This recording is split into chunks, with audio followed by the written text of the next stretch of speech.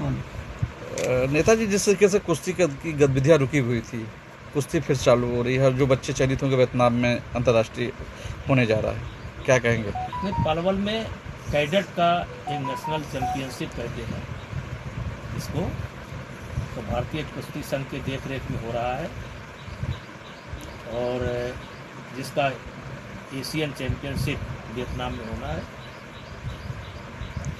जो बच्चे काफ़ी निराश थे, दुखी थे, क्योंकि बहुत दिनों तक कुश्ती प्रभावित रही, आज वो पुनः पटरी पर आ रही है और इसमें पूरा सरकार का समर्थन है, सरकार का साथ है। सरकार और संगठन के बीच में कोई विरोधाभास नहीं है और इसलिए कुश्ती बहुत अच्छे ढंग से चलेगी। जिस तरीके से पहलवान की गतिविधियाँ रुकी हुई थी, अब कुछ बादल, संकट के बादल हटे हैं।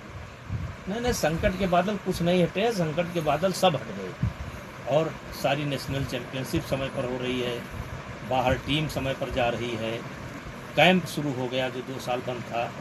एक लड़कियों का कैंप दिल्ली में लगा हुआ है, लड़कों का कैंप जो है लखनऊ में लगा हुआ है, जो 2-2.5 साल बंद था। कुश्ती की सारी गतिविधि सरकार और कुश्ती संघ के ने मिलजुल करके प्रारंभ कर दिया है, कोई दिक्कत नहीं है। जिस तरीके से राहुल गांधी विदेश नीति पर सवाल उठा रहे हैं, जो ऑपरेशन सिंदूर पर सवाल उठा रहे हैं, कैसे देखते हैं इसको?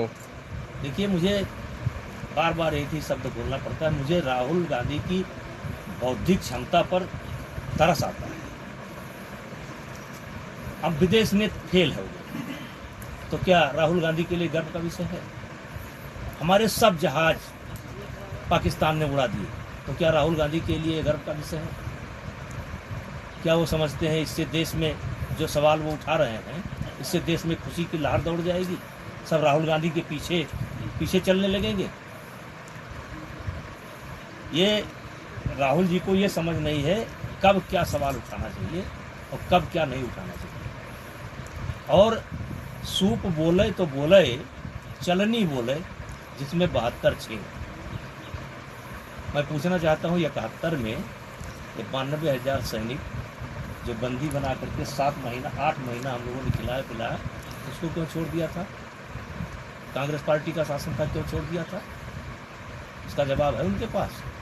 92,000, दुनिया के इतिहास में इतनी बड़ी सेना कभी सरेंडर ही नहीं की।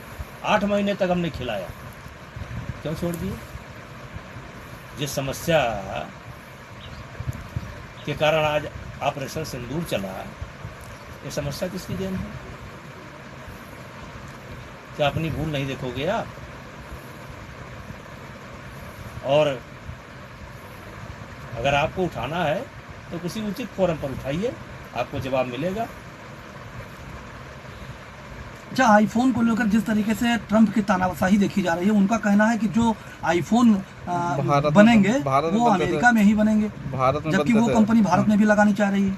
अब भाई, ये ट्रंप पर हम इतनी जानकारी नहीं, लेकिन अगर आईफोन कंपनी अपने यहाँ लगती है तो क्या इसका लाभ? चलिए छोड़िए, इस सवाल को बताइए। ऑपरेशन सिंदूर को लेकर जिस तरीके से स्वामी प्रसाद मौर्य घूम घूम के कह रहे हैं कि देश के प्रधानमंत्री की हवा निकल गई, क्या जरूरत थी जो 48 घंटे में युद्ध विराम करने की?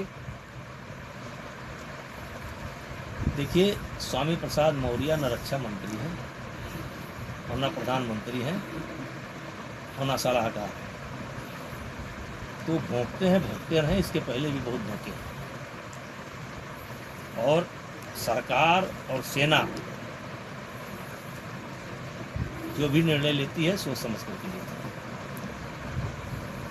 क्यों लिया, इसका जवाब समय आने पर उनको मिलेगा।